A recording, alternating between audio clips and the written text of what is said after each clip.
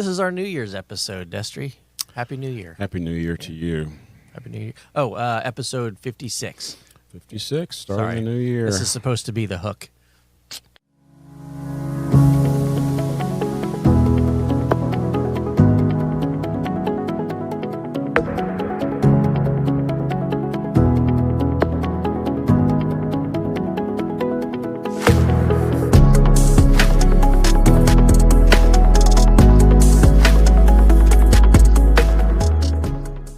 $2,025. Right. Wow. Does that number have any significance at all mathematically? Like, is it divisible by something? I mean, it's divisible by 5. Okay. Yeah. Well, that's really it. It's probably divisible by other stuff, too. Yeah. Divisible by 25. Okay. Yeah. All right. Hopefully it'll be, let's just say it'll be a good year. I think so. It'll be what is good? Is it productive, or is it Right. free of loss or whatever? I don't know. Whatever your productive is or whatever your good is, maybe that's something good, something appropriate to define. Are you the kind of person that makes a bunch of New Year's resolutions? No, I like to think about things, Yeah. but I might start new projects or have goals that I kind of write down, Right. and reach them. Lately, though, I haven't. In the last 3, 4, 5 years, I haven't even really done that. Yeah. But this year will be heavy on photography, heavy on making money with photography, and whatever that means. Yeah. Wherever that takes me, that's the end goal, is to have a better income somehow with photography. That's the Okay. general, and we'll see. And I'm gonna serve less, and I'm gonna work more. Gotcha. That's just the truth, man. Right. It's just the truth. Yeah. It used to be that the question, what's going to be the income to this project, it really didn't even factor in. Yeah. Now that's going to be the main goal. Okay. For the last 12 years, it's been, I'll do whatever I need to do that needs to be done. And I don't know. Yeah. So focusing more on the profit Yep. aspect. Yeah. Yep. So it was about last March. I started thinking about New Year's resolutions. I thought maybe I should stop procrastinating so much. Maybe. Maybe I'll get to that later. Yeah, I don't really do New Year's Eve resolutions that much either. Probably, I don't know. It's not like a conscious decision, like I'm not going to make resolutions. Right. But I think it just kind of, you reach a point where it's like, every day is an opportunity to change something if you see it needing changed. I've always kind of approached like altar calls the same way, in church. Like, if God's dealing with you about something, why wait till the end of the service when the pastor calls everybody up? Like, just deal with it right there. Right. And that's kind of how I approached the whole New Year's thing. Gotcha. With a few exceptions, like, I always like to put off diets until the next year, that kind of stuff. Right. And that's definitely going to happen in 2026. Yeah. That's what you're saying. Exactly. Yeah, always next year. So I have a couple questions All right. having to do with New Year. These are Ask away. These are more reflective questions, and we have a couple lighthearted ones too. But what would you say is the most significant lesson you learned in the past year? Next. All right, cool. No lessons learned. YOLO. It's really a bad time to ask me reflective questions. Oh, okay. You know that. Let's do But, lighthearted questions. I'll be glad to answer them. I mean, Right. but Well, I know you've been kind of struggling through a few things here and there, so we'll give that one some time to marinate. I've got a great answer, We'll but I'm just not sure that it's appropriate. We'll come back to that at a later date. How's that? Okay, that sounds good. All right, so lighthearted ones. If you could invent a new tradition for New Year's Day, what would it be? For New Year's Day, Yeah. invent a new tradition. Well, I guess we should start with what is a normal normally a tradition for you on New Year's Eve, New Year's Day?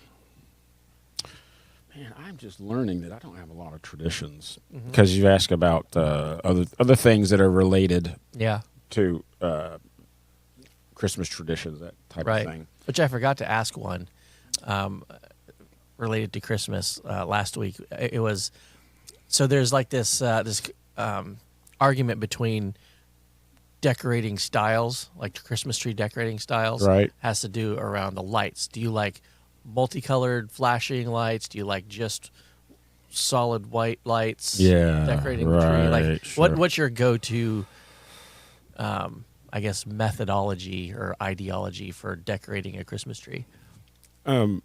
Slow pulsating, not even pulsating, just slow change of color, not flashing. Mm-hmm. Flashing it wouldn't send me into a seizure, but it could send me into the Meniere's disease Mm-hmm. thing, which will have me flat on the floor, sweating and Yeah. not being able to tell which way is up. So because because of that, it would be a slow change Yeah. of color and like a wave Okay. in and out. Yeah. I've always liked just the simple, constant, soft white lights. Mhm. And you know, when we do decorate a tree, I'm usually the one that decorates it, but I don't like just like exploding all over it with tinsel and ornaments and all this stuff. Like I kind of have this. To me, it's a really pleasing, simple style where I just have the nice, soft white lights, a little bit of garland, a little bit of ornaments. Are you sure they're white? Yes, it says so on the box. Okay. All right. Good, fair question. Fair question. But yeah, that's White. Okay. yeah. It's just kind of like I really like it when all the lights are off and it's just those lights. That's pretty soothing. Yeah, that's Pretty like soothing, no doubt. one of the most, especially like when it's really late at night, everyone's asleep, and I'm just sitting there, and it's just quiet, and I'm looking at it. That's like probably one of the most peaceful, relaxing times I Okay. can remember I can in see recent that. history. Yeah, I used to love walking around here during Christmas. Just those of our listeners and viewers that don't know, Marcus Point's a rather large church. There's one building A, building B, building C, and building D. And according to my calculations, that's 4 buildings. Those are the only ones that are named, basically. Right. We have some outbuildings also. But yeah, we have Christmas trees and Christmas decorations everywhere. It's a big deal yeah, to have. And it used to be that I would come in here in the morning at old dark 30 and I'd run inside. It's that big of a building that you could, I could Yeah, run it's 5, like- 6, 7 miles. I would repeat some Right. courses, but I could, run a long way in here. And the lights would be on, just the lights, no other lights, just that, and I could see fine. That's how many lights used to Yeah. be in here. Not as much lately, but it's still a beautiful place. Several places that picture opportunities. So I just, and they were just mostly just static lights. Different subjects. I sent one of our listeners, our loyal listeners. You met Buddy, yeah. Cindy's husband, Yeah. Buddy. He has a he has a thing for people under a certain height. If you're watching, you can see how tall it is. He just has a thing. I don't know what it is. I can't. but For he- or against? Like, is it Oh, a it's phobia? 4. No, Oh, it's okay. 4. He's Oh, not. okay. It's not a phobia. Oh, okay. It's anti-phobia. He has a preference. He has a preference. Cindy's not that. Cindy's a regular size. Yeah. That's not what I'm talking about. I'm talking about entertainment.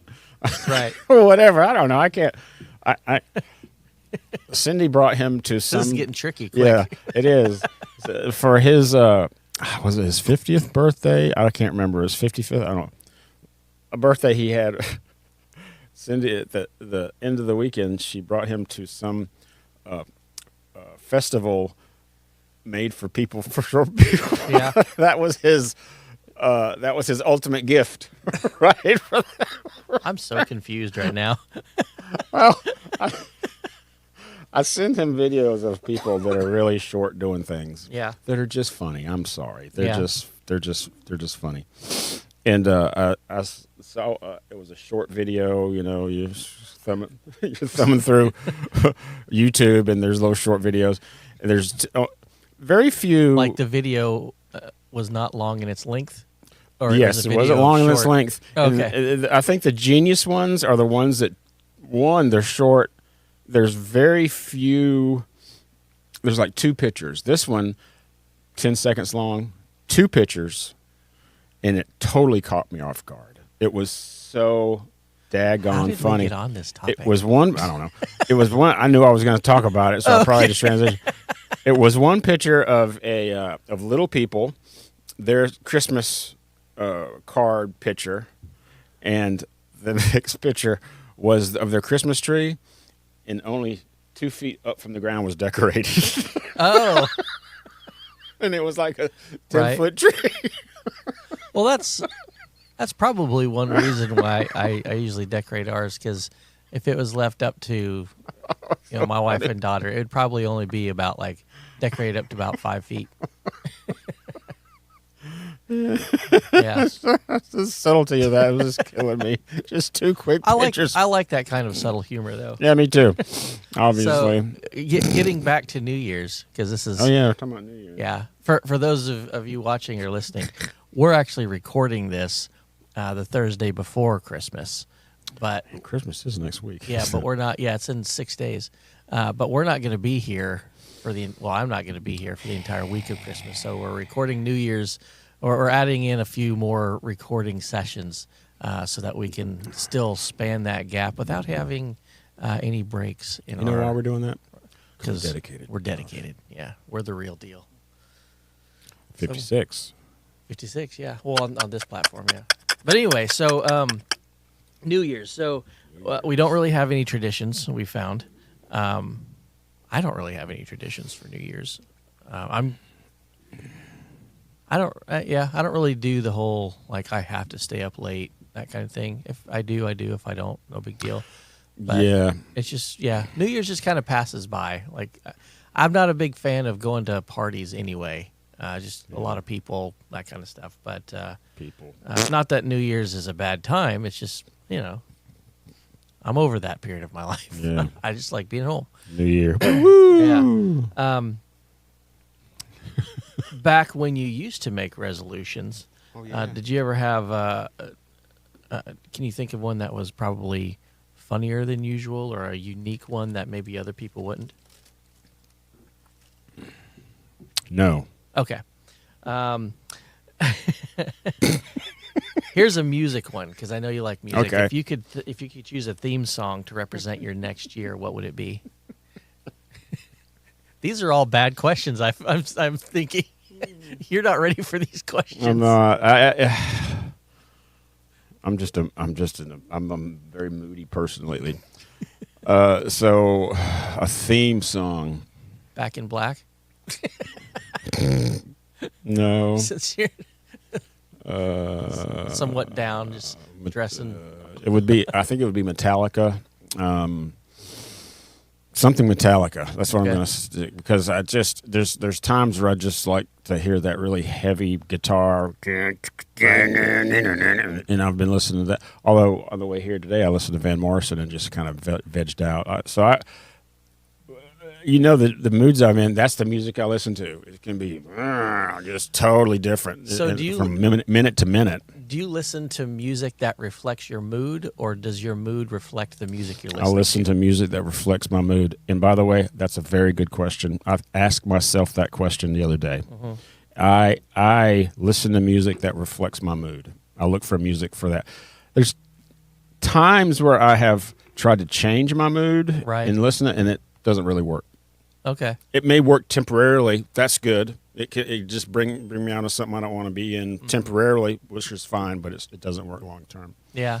See, I do both, because there are some moods where I enjoy that mood, and I like to sort of, especially like a good example would be, like the sitting there when everyone else is asleep and just looking at the Christmas tree or whatever. Yeah. I Right. enjoy that mood, and so I'll listen to music that's compatible with that, or having music going in the background and working or something like Yes, that. Like right. I enjoy music that reflects the mood I'm in, but also when I realize that I'm in a negative mood, sometimes I'll just work through it, but other times it gets to a point where I'm like, okay, I need to focus on something that improves this, because this is not a healthy place to be. Yeah. And a lot of times I'll do that with music, and it usually takes the form of, something like uplifting. We've talked about this before. I love bluegrass music, especially gospel bluegrass. There are a couple songs are kind of like my go-to. They're probably more on the side of worship music, that I really like the lyrics, and I really like the arrangement. Yeah. And I'll listen to that, and I'll kind of concentrate on it, and it lifts my mood, and it's helpful in that respect. So Cool. I don't know. It's kind of like one of those, it can reinforce a good mood you're already in, Yeah. or it can change a mood that you realize isn't healthy. Right. Sure. Music can do that. Music is one of the only things that I'm aware of that can change your mood really quickly, bring you to one place to another. Yeah. It might be temporary, but it's still a very powerful tool. That's why I look at my photography like that, like making music in that way. Because if you look at a certain picture, it can bring you to a totally different mood than you were before the picture. You know what I mean? And that can be temporary, or it can be therapeutic as well. Yeah. But who knows? I'll make it stuff up. I was talking about this with a friend of mine a while back, because it seems like some people's approach to music is like, I'm depressed, so I want to listen to music that's depressing. Right. And it kind of creates, and this is just me, we all have different personalities. It's more like, well, isn't that kind of like a really destructive feedback loop? But I think to me it would be, but to other people's it wouldn't. Yes, I think if it's an intentional, temporary thing, like go ahead and feel that emotion, experience that emotion. Now it's time to get out of that. You got 5 minutes to feel bad. 5 minutes to have self-pity. 10 minutes, a day to have self-pity. After that, forget about it. Yeah. All right. Who knows again? I don't know nothing. I'm making this stuff up, Chris. I don't know anything about anything. So if you could decide for this new year, and yes, money and time aren't parts of this decision, but if you had like carte blanche freedom to travel somewhere in the new year, what would you prefer to do? I think I would to go anywhere. Yeah. Flomaton. Alabama? Yeah. Why? So I could say Flomation all day. So I like calling it Flomation. And I never spent a lot of time in Flomation. I went to Hardee's in Flomation once. Right. But I've always wanted to spend time in Flomation. Flomaton. It's got a railroad track in it. I think I'd go to Jerusalem. Yeah. Well, we were talking about this last week. Yeah, right? yeah. I would go just because. I mean, it just seems like it would be the right thing to do, right? And it would seem like it'd be fun. I don't know what time of year I'd want to go, because here's the thing: I'm not really into heat and sand. Yeah, pretty heaty and sandy over there, from what I right. understand. And I'd want to go with somebody who could educate me on where we are. If I'm going to go over there and just walk around, heck, I'd just rather go to Flomation. Yeah. Because I don't, I want to know where I am. I need to know the significance of being here. Yeah. That would increase the enjoyment and the meaning of being anywhere, but being in Jerusalem. Like you taught us last night about the Abraham's was Abraham's grave Yeah. is deep down under so many feet of bedrock or whatever it is, but it's there. Right. You know what I mean? And there's something that's pointing straight down. We know where it is, latitude, longitude wise. Right.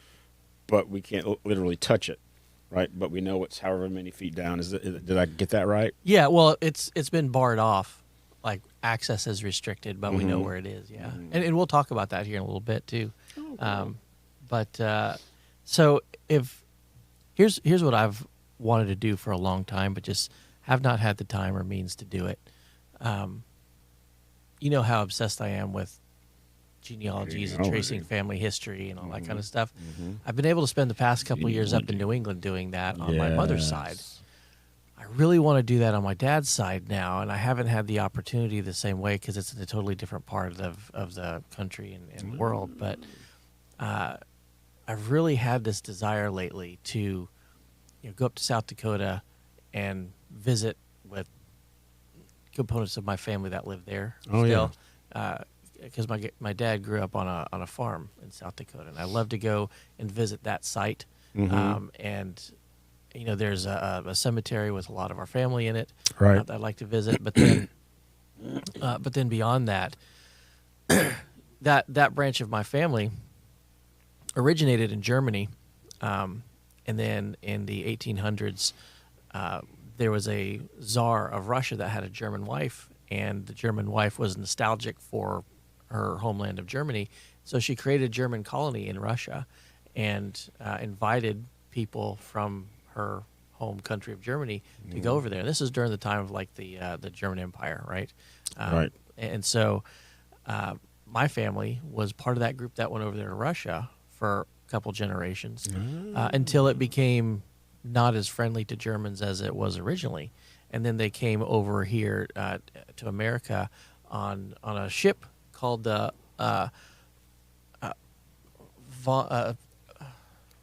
Crown Prince Wilhelm. Anyway, the Crown Prince William was the name of the ship. Came over here through Ellis Island and ended up in North and South Dakota in a German settlement, and that's where.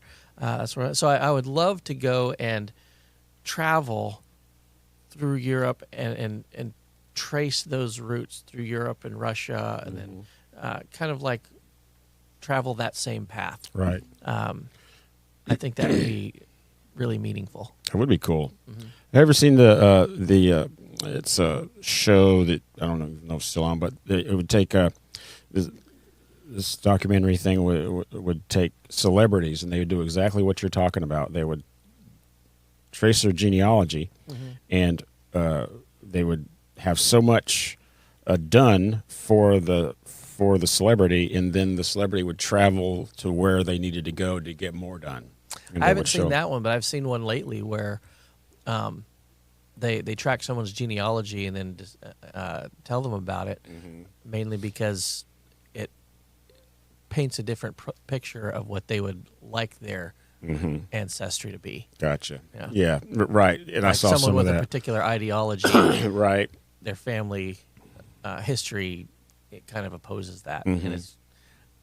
I think it's done for shock value, for awkwardness, whatever. But anything that's historical like that is always intriguing to me. Yeah. You're a big history guy. History. My favorite happened.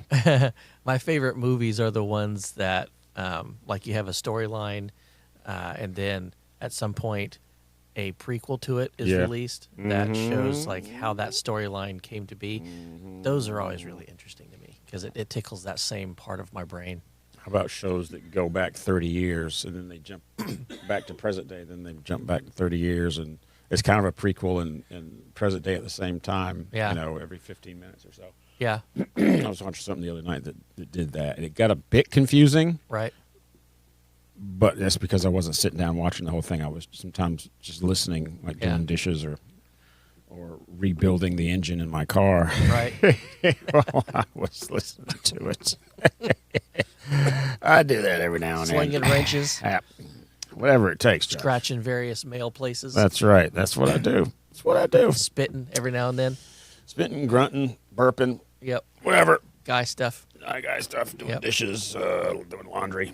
Petting your cats. Patting my cats, washing my delicates, that kind of thing. Yep. Chris, somebody's got to do it. Right. Another thing I like to do is this, Josh.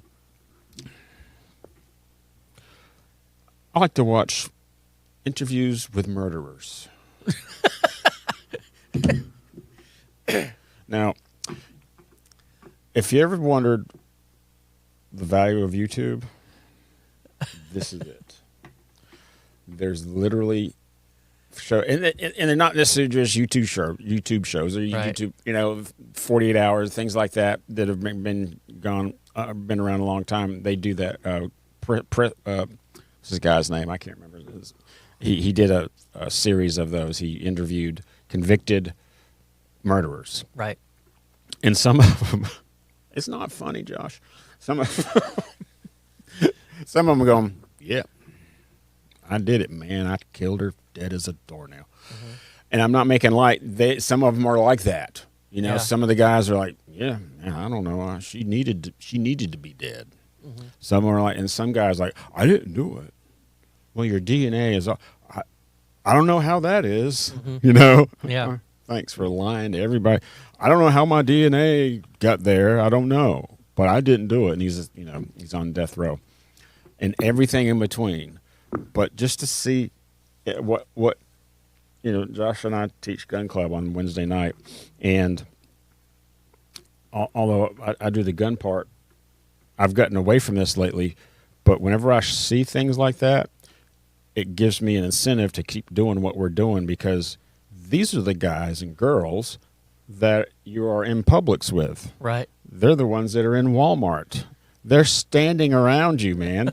They don't look like, some of them do, but that's probably because they've been in jail, been in prison for 20 years before they're able to talk about their whatever it is. Right. But whenever you see pictures of them young, they don't look like anybody that would be. It's not a Charles Manson thing. Yeah. Most people do not look like Charles Manson that are serial killers, Right. But anyway, so that's why we continue to teach the gun club, just to not to be scared, but to be curious, to be prepared for anything. You don't have to not trust people, but you darn sure don't want to trust somebody that you just met in the Publix parking lot with the lives of your children or the lives, you can't be vulnerable like that. But anyway, that's my resolution. That's why I'm bringing that up. I'm going to watch more videos and interviews with serial killers. Okay. This is a church podcast. It's not really a church podcast. Well, I know it's a Bible study type podcast. It's part of it. Yeah. It's like, I don't know. It's funny because this is actually a good topic, because we've been proposing making some changes here and there, like wearing our headphones in weird places. I think we all need to watch more interviews with serial killers. That's all I'm saying. Adjusting the format or that's true. Things like that. And some of those changes will come in coming weeks. Yeah. But here's what's interesting, I think, about like the interviews with murderers and stuff like that. Because my wife, she listens to a ton of those true crime podcasts and stuff like that too. Right. Yeah. Last night I came home and she's sitting there on the couch. My daughter's dead asleep on the love seat, and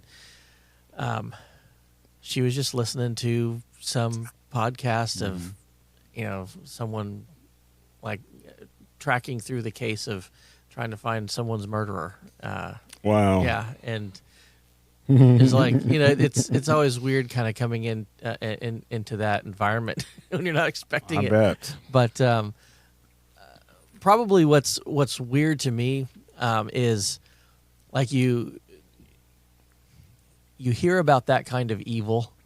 Yes. People who just like in cold blood evil. Just murder someone, or not even, or sometimes like it wasn't even expected. Like they didn't even expect to have murdered someone, but the conditions were right and they just did it. And now they're in a situation where it's like, well, now what do? Now I have to somehow conceal the fact that I did this, and that's what creates the whole storyline for the podcast. That's right. Yep. And what's troubling to me is the realization that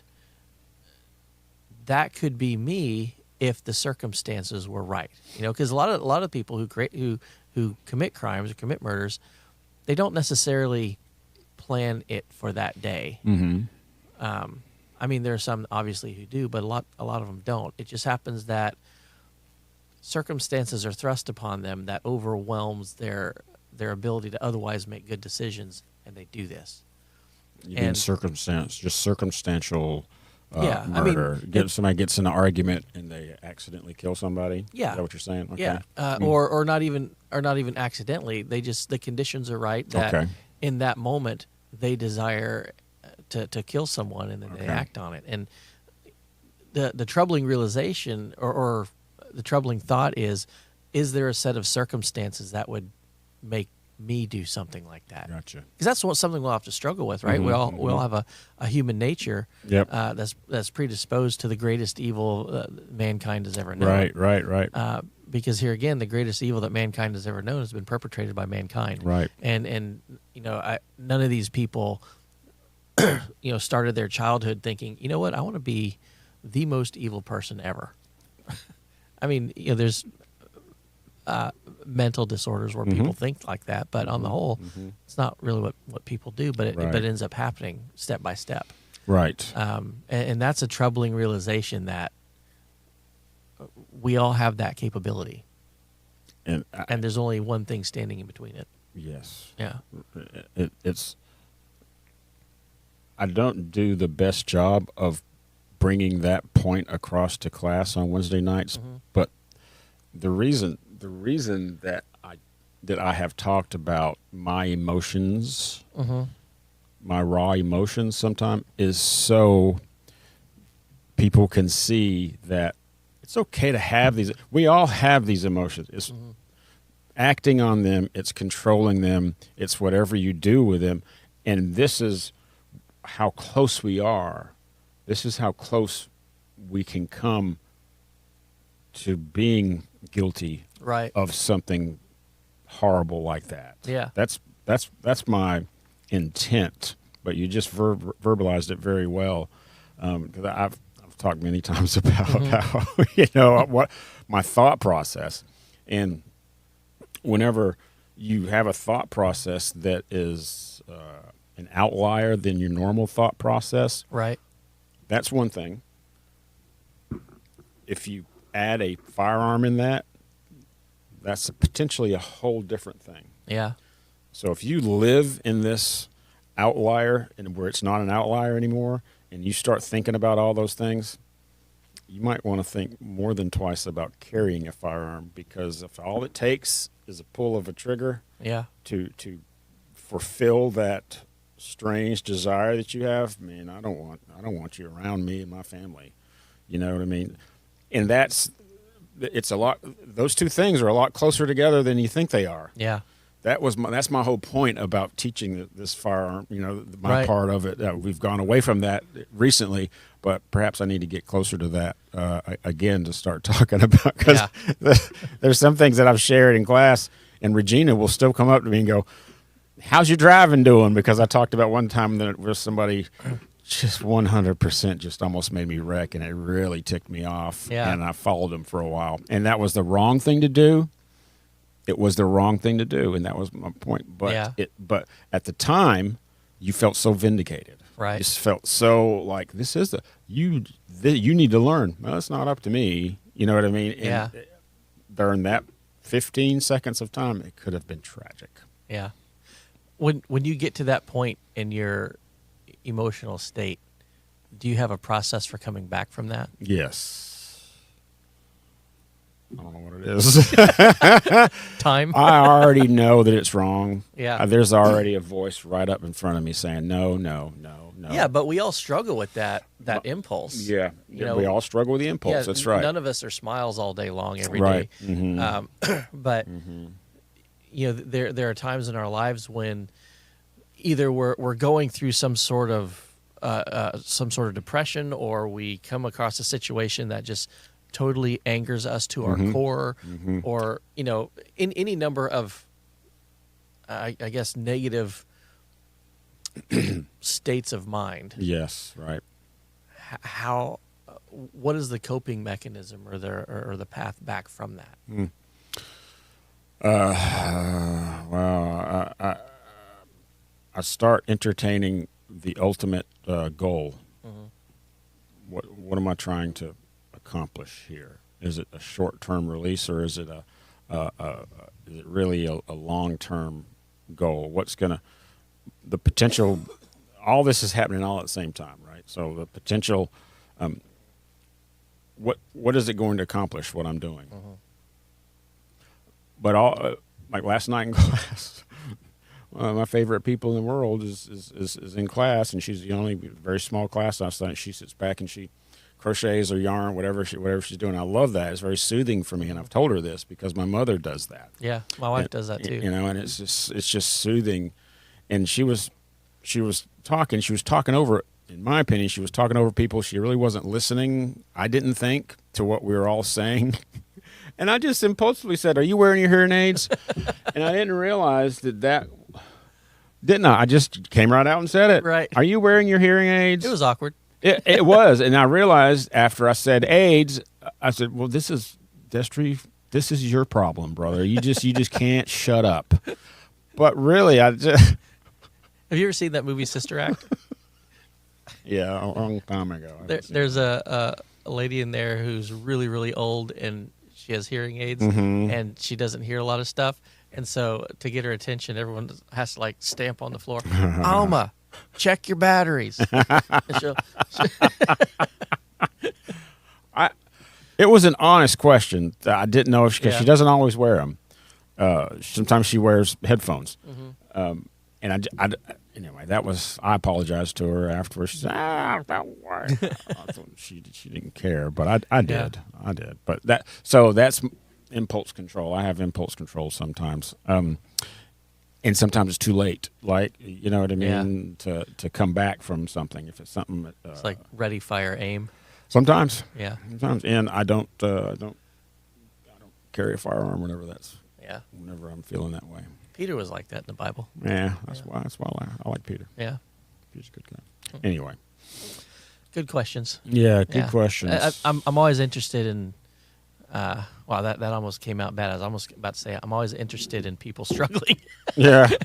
Interested in the lesser folk that are well, no, because we all go through these different struggles, and what's interesting to me is how the coping mechanisms we all have are as different as our personalities are. You know, what you might do to either help bring you out of something or even soak in something, as a means of help is entirely different than what I would do. Yeah. All right. You're asking me, I think it's extracurricular activities for me. So it's over. Yeah. It's not just during the time. It's an overall mountain biking, pickleball, that kind of thing. Out of what I go and take pictures of something that I'm not worried about getting paid for. Right. Just those things allow me to cope with. Is it awkward to be forced into this kind of analysis of yourself? Yeah. Okay. Sure. I don't care. Yeah. I have this thing where there's like all these questions I want to ask people or groups of people, whatever, that are like really, really difficult or sometimes seeming to be rude questions or whatever, that I just really love to ask people, but you're usually not allowed to ask those kind of questions, and it leaves a void in my heart because, like, I want to know things. I want to know how people think. Sometimes I'll be talking to my wife about this stuff, and I'll like ask her like what she thinks about this topic or what she's kind of like the same questions I've been asking you, and not because I'm trying to debug her or solve anything. I just generally want to know how she ticks. Yeah. But sometimes it can be perceived as like you're being scrutinized or you're being judged or something like that. I'm like, Mm. how to ask difficult questions because you want knowledge, and how to communicate that like you're not judging someone or That's a good question. that kind of stuff. I don't think you're judging. I don't care. You can ask. Well, me, yeah, you and I ask me have that anything. kind of that kind of friendship. I might not where we answer it, but you can ask me anything. Yeah. Hey, this reminded me. I've got a set of headphones on, and I've got By definition, yes. I got twin nieces, Emily and Rachel, and they literally grew up together, homeschooled together. Everything just together to a certain grade, and then they went to private school. But they're two totally different people. Mm-hmm. Anyway, has nothing to do with what I'm going to say. When I put this on my head, it reminded me. Hope, their mom, used to have headbands for them, Mm-hmm. and Rachel would have hers back like she's supposed to have it. Yeah. And it was all pretty and everything. Emily would wear hers like this all the time. It would come right down over her head. This is what her hair. Yeah. Oh man, that is so. That was Emily to a T. It had nothing to do with her hair. I don't know if it was on purpose or not, but every time I saw her, she was wearing it like this. I remember as a kid having a hairband from a girl and putting it over my eyes like the character, like LeVar Burton's character from Star Trek with the visor. Yeah. What a weirdo you are. Right. So I want to talk about Hebron. Hebron. Today, right? Hebron. And we talked about this a little bit in Gun Club last night. Especially around the time of Christmas, we always focus on Bethlehem, the city of David. And Bethlehem and the city of David, the city of David almost wasn't the area just a little bit north of Bethlehem where it is at the base of the Temple Mount. There's one of the cool things you can do in Scripture, right, is if you are curious about a word or a city or something like that, we have the ability with concordances and different computer software, whatever, to just type that word in and see wherever it lands in Scripture. And so the question I started with last night was, what if you were to compare Judaism and Christianity and find a site that is the most holy religious site to both of them? Yes. What would that be? Good question, by the way. It's really tricky, but anyway. Yeah, and the reason it's tricky is because as Christians, we want to go to Calvary. We want to go to maybe Bethlehem, where Christ was born, all that stuff. But if we're also going to include Judaism, especially from the Orthodox perspective, they're not necessarily interested in Jesus' birth and Calvary and stuff like that because it's not a messianic belief. Excuse me. So what's common to those, though, would be the Temple Mount, and definitely a holy spot in history on Mount Moriah. But then what's the second most holy spot? And here again, we can't go to anything related to Christ because it has to be common to both. Well, there's this place south of Jerusalem, about maybe 15 miles south of Jerusalem, called Hebron. And it's a really interesting place because where it first shows up is in Genesis, I believe it's chapter 16, but Abraham, before he's called Abraham, he's called Abram. He is standing there in the middle of nowhere with Lot, his nephew. And God has promised Abraham all this land that he's going to give him. Tells him about his descendants, the nation of Israel that's going to come out of Abraham, all that kind of stuff. And so Lot is standing in Canaan. I mean, Abraham is standing in Canaan with Lot, and they both decide, you go one way, I'll go the other.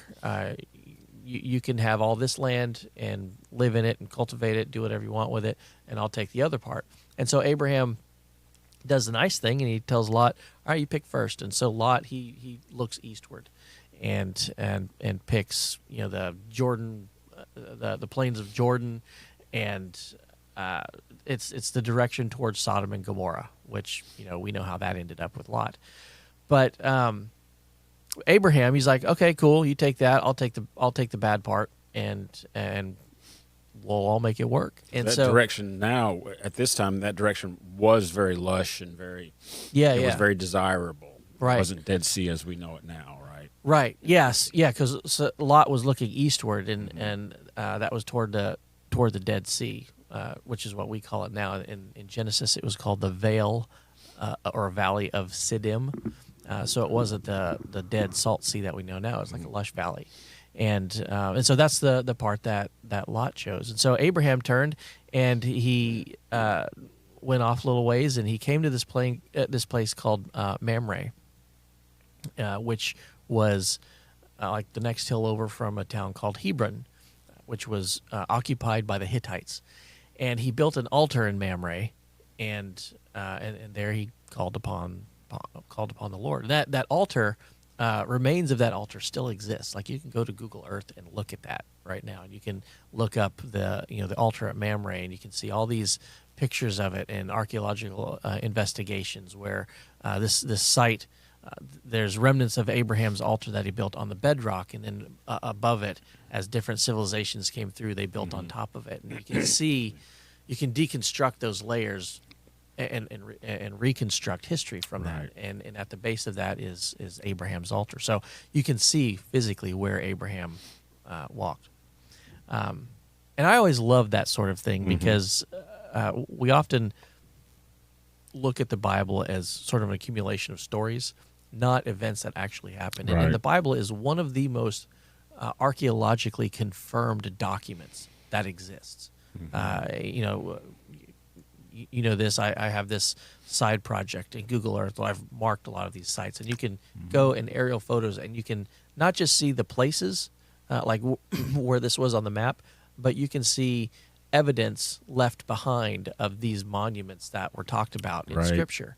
And it's, to me, it's one of those cool, like, faith building things. Like, the Word of God isn't just a fictitious document. It's actual history. Like, we can have faith in that.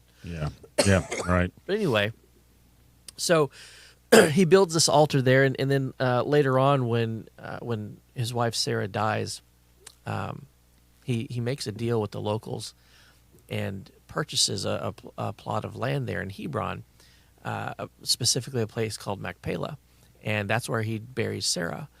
Later on, when he dies, that's where he's buried. And a generation later, Isaac and Rebekah, Abraham's son and his son's wife, they're both buried in that same cave, Machpelah in Hebron. And then a generation later, Jacob and his first wife, Leah, even though Jacob and Leah die in Egypt, because the whole, they went to Egypt, Joseph was there, all that kind of stuff. Even though he died in Egypt, he and his first wife, Leah, were buried in that same spot in Machpelah, the cave at Machpelah in Hebron. And so there's a building that's erected there today called the Tomb of the Patriarchs, because this has been a site that has been venerated by many different people, many different cultures, namely Christianity, Judaism, and Islam. Islam because of the existence of Abraham there.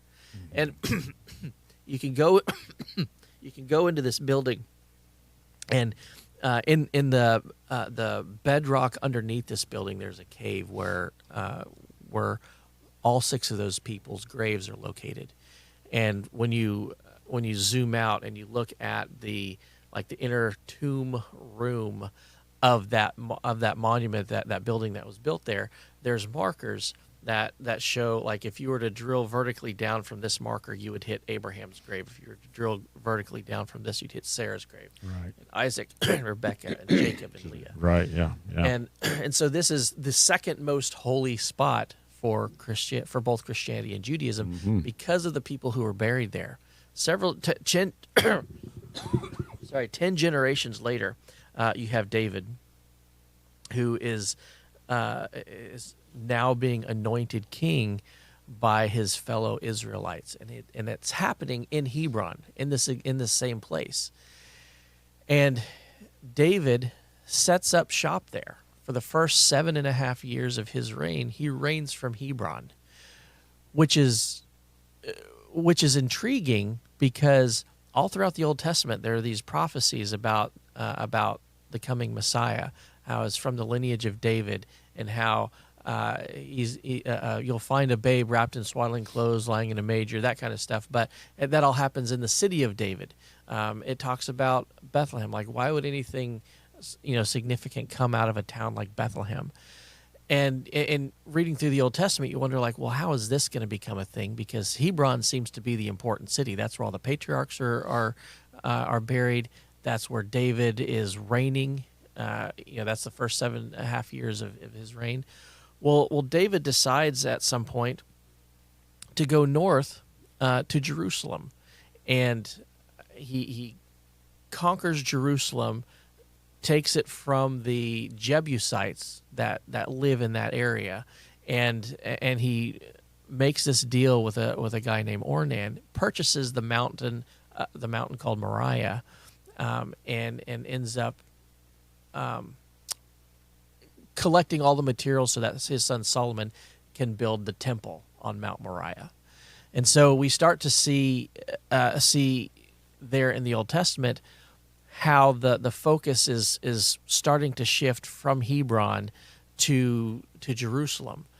Well, David moves his base of operations from Hebron to Jerusalem, and he sets up a palace there. There's a king from a neighboring region, the king of Tyre, Hiram, king of Tyre, and that place is known for having really good cedar trees and all that stuff. And so Hiram sends carpenters down, and they build David a house, and the house where David lives, that becomes known as the city of David, which is right at Bethlehem. And so you see that whole focus shift from Hebron to Bethlehem, to the city of David, and now David's lineage originates from Bethlehem, from the city of David, and we see through the rest of the Old Testament that sort of becomes the focus. Then that's where a lot of the kings reign from, all that kind of stuff. So now you have both the most holy site in Christianity and Judaism, and then you have coupled with that the most holy site, we could argue, in Christianity itself, because we have the city of David where Jesus is born, which brings to fruition all of those prophecies in the Old Testament saying that the Messiah is going to be born in Bethlehem. He's going to be of the lineage of David. It's going to be from the city of David, all that kind of stuff. And we see that happen. But the temple itself becomes an area of focus because God's presence, when Solomon finished building the tabernacle, the reason David embarked upon that project to begin with is because when he started when he had his house, he realized that God still dwells in tents. The tabernacle was at Shiloh for several hundred years, and it was old and it was tattered and it was several centuries old, and so David said, God needs a house. And so that's when he undertook the temple project, which his son Solomon completed. And so we have when the temple was completed, there's this huge celebration, the ceremony, and the presence of God moved from Shiloh to to the temple and stayed there for several years. But there came a point when the nation of Israel and the nation of Judah got so evil that they had turned the temple that housed the presence of God into a temple that was used for worship of pagan idols, Babylonian idols, Assyrian idols, things like that. They erected statues of these idols in that temple. And we read at the beginning of Ezekiel how the presence of God left that temple for good, never came back. Weren't they putting things in their lockers or something? I remember you telling us about that. The priests were kind of doing double duty. They were acting as priests and maintaining the practices of the temple and stuff like that, but they would bring their idols from home, and the temple had these little storage spaces for the priests, because each priest would work like a week or 2 week long shift. I can't remember if it was a week or 2 weeks, but they would be there for a certain amount of time, right? And they go home, and the next course would come in, and they'd alternate throughout the year. They're and literally moonlighting. They had different jobs to get different incomes. In that yeah. And so they would bring their idols from home so they could worship their idols while they're at work at the temple. And so all that stuff was going on, and you can't. God's presence is not going to occupy a temple that honors the pagan deities, right? At the same time. And so we read in Ezekiel how the presence of God left, and it left the temple for good. That temple ended up getting destroyed by Nebuchadnezzar, and then under the Persian Empire, Ezra and Nehemiah, those books, they started to rebuild it. And the second temple, which was the one that we see in the New Testament, was built and added onto and all that stuff for a couple centuries. Ended up becoming called Herod's temple because he really expanded it. But the presence of God was never in that one. The Ark of the Covenant was never in that one. They were doing the temple practices, but the main component that made that temple a holy place was never there anymore. The presence of God. It wasn't until the New Testament that we see God coming back into the temple, and it was in a really unique way. We equate it with the Christmas story. We read about Christ's birth, we read about the manger, the 3 wise men, all that stuff. But there's this neat account in Luke where Mary and Joseph, they bring baby Jesus to the temple, and they encounter this guy named Simeon. And it's a really beautiful interaction because Simeon, it's told to us that Simeon was promised that he wouldn't die until he saw the Messiah. And this is a guy that doesn't know that there was a baby born in a manger, recently, and the significance of that, nothing like that. But one day he gets this desire. It says, he was led of the Spirit to go to the temple. It just happened to be the same day that Mary and Joseph show up with baby Jesus. By the way, bringing Jesus into the temple, this was the first time the presence of God had been in that temple for centuries. Wow. Ever since the presence of God left in the first couple chapters of Ezekiel, has never been there since. Baby Jesus, God in the flesh, comes to the temple, and his presence is there. And Simeon recognizes that because he holds Jesus, and there's this tremendous flood of emotion that you can kind of read between the lines when you're reading that account. And Simeon blesses God, and he says, I've seen your salvation. I've seen the light to the Gentiles. I've seen, he realizes the significance of that. And I think it's such a powerful thing. And knowing the background of the geography of that, and the transition between Hebron being the most holy place, the most holy site in Judaism and Christianity, transitioning that to the temple, the city of David, so that those prophecies of the Messiah could come true. It makes me remember Hebrews 11, because Hebrews 11 is that faith chapter, and it talks about how Abraham had faith, and Sarah had faith, and Isaac and Jacob and all that stuff. And these people that are in the tomb of the patriarchs in Hebron, it talks about their faith, but it also says that they died before the object of that faith came about, because their faith ultimately was in a coming Messiah. But Simeon was different. He saw it. He was in the temple, and he saw the object of that faith, and because it was different, because Abraham, Isaac, Jacob, their wives, they all died before the Messiah came. Simeon was given a promise: you're not going to die until you see the Messiah. And so we see that happen there in Luke. And I think it's a really neat, a really neat Sure account. is. Yeah. How long after he saw baby Jesus did he die? Do you remember? It doesn't say. Okay. Yeah. It doesn't say. Okay. Yep. Imagine. He walks out the door. Yeah. No. I'm not going in there. I don't want to see him. Yeah. Who's in there? Baby Jesus. I'm not going in there. I imagine though, if I knew that that I was not going to die until a specific event happened. Well, your confidence would be a lot higher when Yeah, you're doing right? certain things. I've got to climb that mountain. I'll eat all the junk food I want. That's right. I'll go into that burning building and save everyone. All right, Josh. Thanks, man. Appreciate it. I guess the next time we record, maybe. Well, it'll actually be 2025 for us, too. Yeah, it will be 2025 for us. So hope everybody is doing well and going to have a good 2025. Yep. And subtle changes coming as we decide to do them. Yep, that's right. Yep. We know that they're coming. We're always changing it seems like. Yeah. But you never want to get stagnant. No, they'll be good. They'll be good for us and good for y'all too. All right, thanks, Chris. Thank you. All right, we'll see y'all later. See ya. Bye.